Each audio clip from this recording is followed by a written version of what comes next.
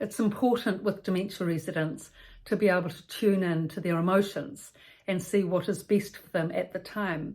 So if you visit your mother and she's anxious, she's stressed, she's lying in the bed curled up looking at the wall, it's important to let her stay there at that time to be able to relax, unwind and relax. Whereas if she's sitting in the chair and she's a little bit down and depressed and you ask her how she is and she says she's feeling lonely, well then it is a good idea then to take her to the lounge and to mix with other people and socialise so that she can have that company, but not when she's stressed and anxious and needs to unwind. Otherwise that will just exacerbate her symptoms.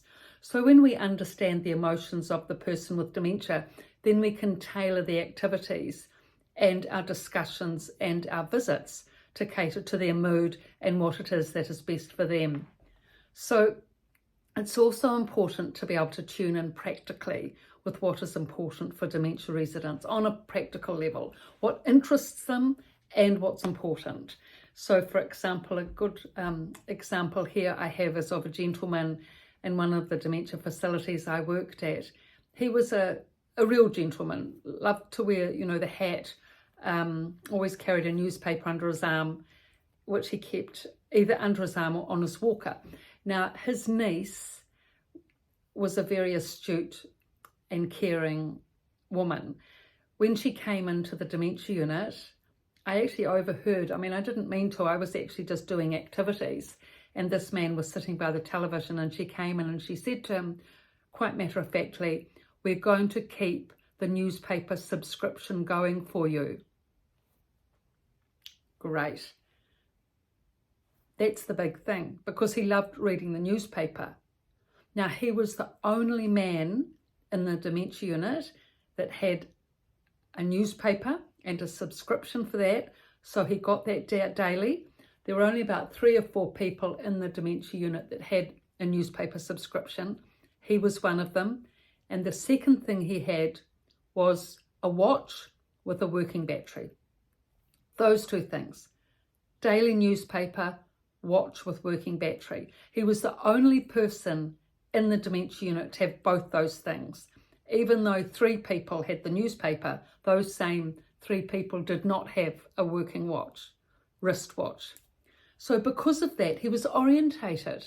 He had his newspaper that he could read each morning. Not only orientated, he was interested and he enjoyed his life at the dementia unit. He came to the activities. He'd already read the newspaper before the newspaper reading, so he could contribute well in the newspaper reading. And he knew the time when the newspaper reading should be on. He was very specific with time. He always liked you to be on time. If you were late on with something like the exercise classes, he'd say, "Time for the exercise classes." He was very astute with knowing when the exercise classes were going to be, which I was sometimes late with, so he kept me to task on that.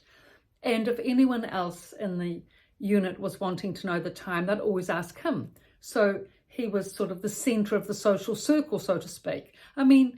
He didn't communicate a lot, but when he did, it was astute. He'd travelled a lot. He was a working man. He'd had lots of, drain laying type jobs all throughout his life, but he'd always loved reading the newspaper.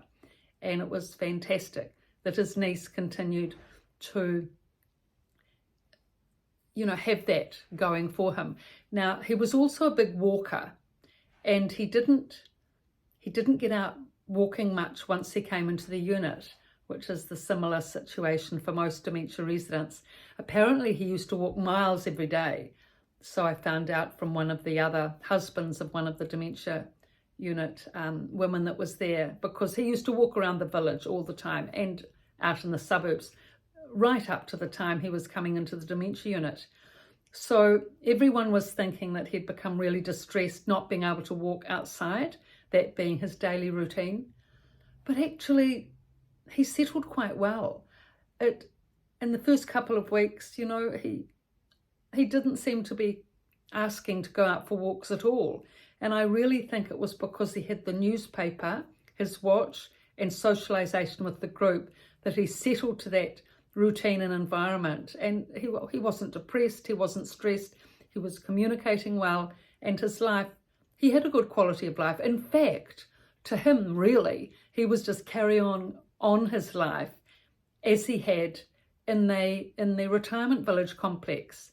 In the unit there, the only thing he wasn't getting was the walking, but he seemed to be able to accommodate to that. I mean, he was a bit older, in his late 80s, so that makes a difference, but still, attending to the important needs of watch and newspaper and tuning in to what was important to him made all the difference.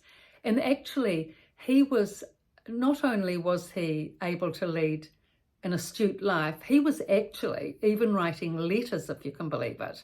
His niece had given him a lined pad and a pen, which he kept in his drawer by his bed, and he would write letters to his sister overseas, good A4-page letters. So he was able to keep his comprehension, remarkably. That was the only example I'd met of that. I mean, dementia residents can, some of them can write cards, you know, Dear Betty to their best friend, 1 or 2 lines in a birthday card. But to write a letter takes a lot more comprehension. But because he was reading the newspaper and keeping up with his communication skills, he was able to do that. So these are the ways of being able to tune in to what's important with someone in a dementia facility. And if that person is settled in their life, they have what they need, what's important for them, then they can also be generous in their actions towards others, rather than stressed and upset or depressed, which in that state we can't help others really. But because he was buoyant, he was the one that always used to have a front seat, because he'd go there straight after breakfast and get the top seat for the newspaper reading.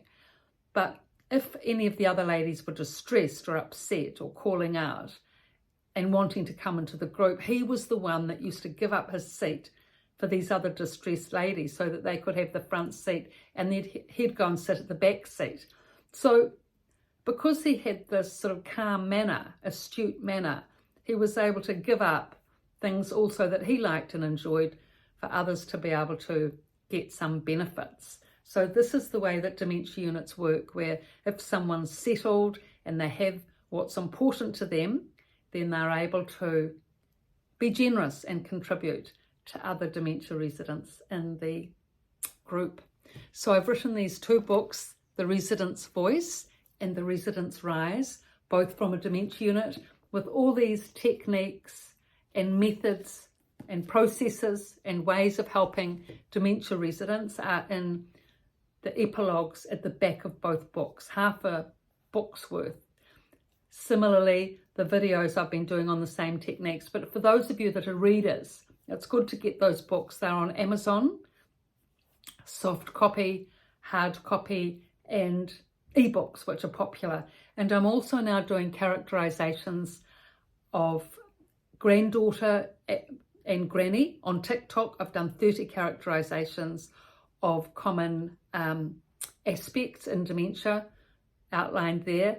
And also on YouTube, I'm starting with the mother and daughter and ways to help with dementia in those skits. I mean, it's not the theory in those aspects like here in the videos, but the practical aspects are gone into in a way that's hopefully easy to digest.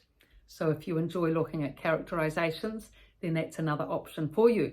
So thank you for your looks and likes and subscriptions, and please subscribe if you find this channel of interest and pass on the links. And thank you to those that have subscribed and for the comments coming in. Fantastic.